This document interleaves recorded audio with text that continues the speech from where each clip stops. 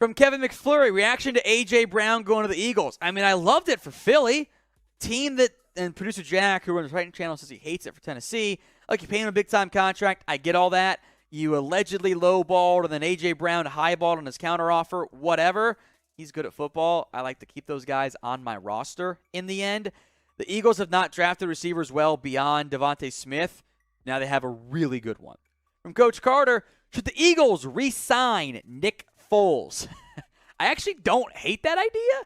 They do, of course, already have Gardner Minshew, who I know there is the cult following of, understandably so. They did sign Carson Strong, so I will put the Eagles on my list of fits for Nick Foles because, I mean, the man's a legend in Philly forever, right? Denver could use a better backup QB. I like that one. Carolina had been linked briefly by Albert Breer, so I'll throw them in there. Seattle could use a QB. I mean, is he any worse than Geno Smith? I don't think so. And the Rams, unless they really love John Wolford, Foles would be a better backup to Matthew Stafford, I believe. Now, Foles is a backup. He's not going to start. That's why no one wanted to trade for him, right? But I want you to make some predictions right now. Who do you think the Cowboy or who do you think will end up signing Nick Foles? Let me know right now in the comments section. From Case Keenum, who will sign Jadeveon Clowney?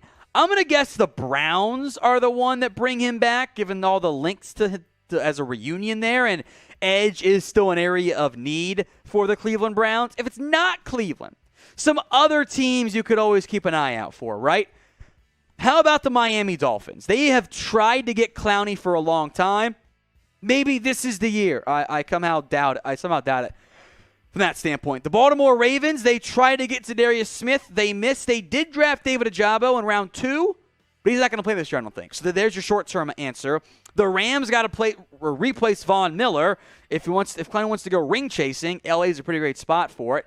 The Atlanta Falcons, I would be a bit surprised, but from a need perspective, I mean, Clowney's better than Lorenzo Carter. Having Carter as edge 3 with Ebiketie as edge 2 and Clowney as edge 1 is a lot better than what they had last year.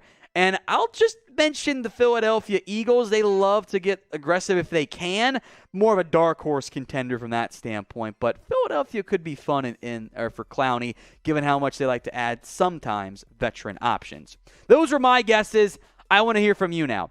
Where do you think Clowney will play in 2022? This question is the pinned comment on today's video. So if the ad break comes here on YouTube, take advantage of it. Head down there and let me know.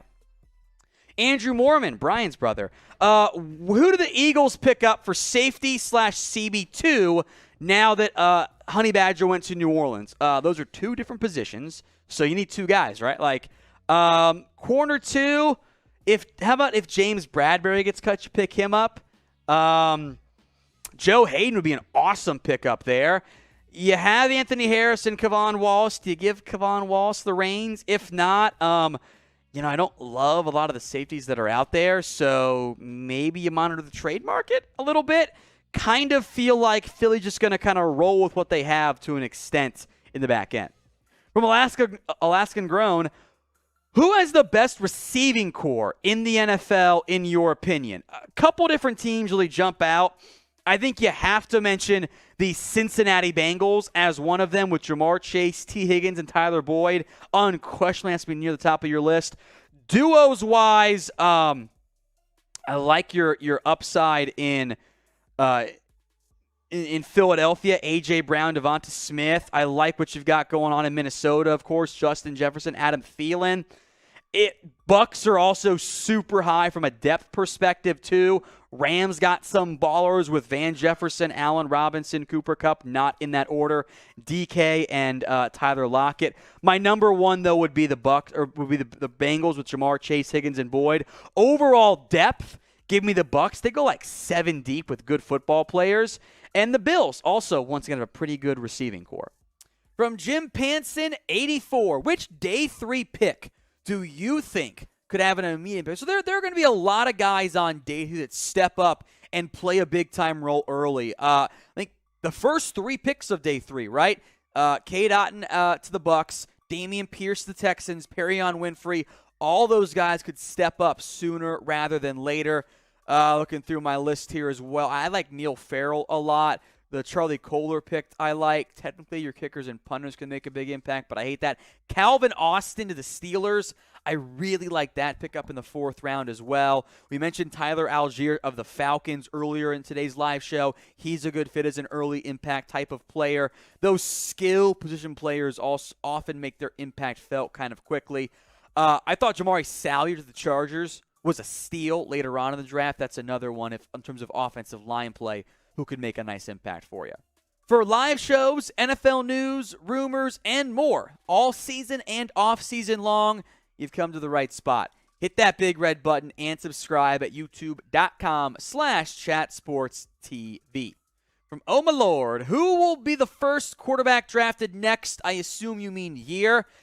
It is way too early, and we will do some way too early mock drafts. It would be an early 2-team race, I think. 2-player race. Bryce Young, the Alabama quarterback, and C.J. Stroud, the Ohio State QB. Hey, maybe Spencer Rattler actually is decent under pressure next year, but these are the early favorites in what appears to be a better class than what we had this year. I say appears to be because there's an entire year of college football to be played. Changes happen. It's not by any means a locked and loaded thing. Who do you think goes first of these two? BY for Bryce Young or CJ for CJ Stroud?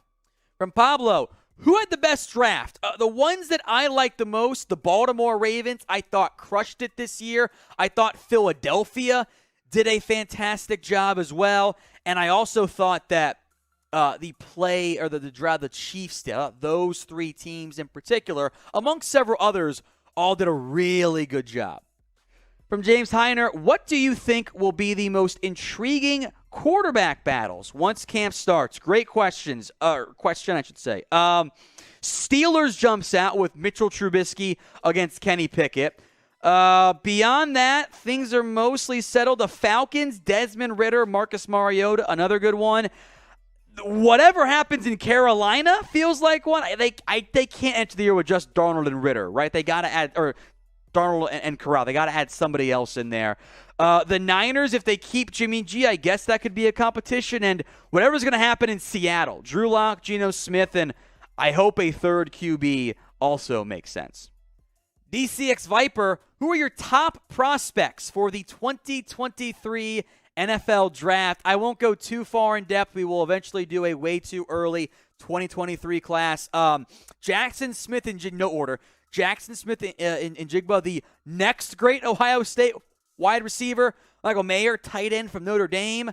Clemson's got some good defensive ends. C.J. Stroud, Bryce Young, Jalen Carter from Georgia, and the number one guy right now, that is Will Anderson, the edge rusher out of Alabama. He would have been the consensus number 1 pick this year had he been draft eligible.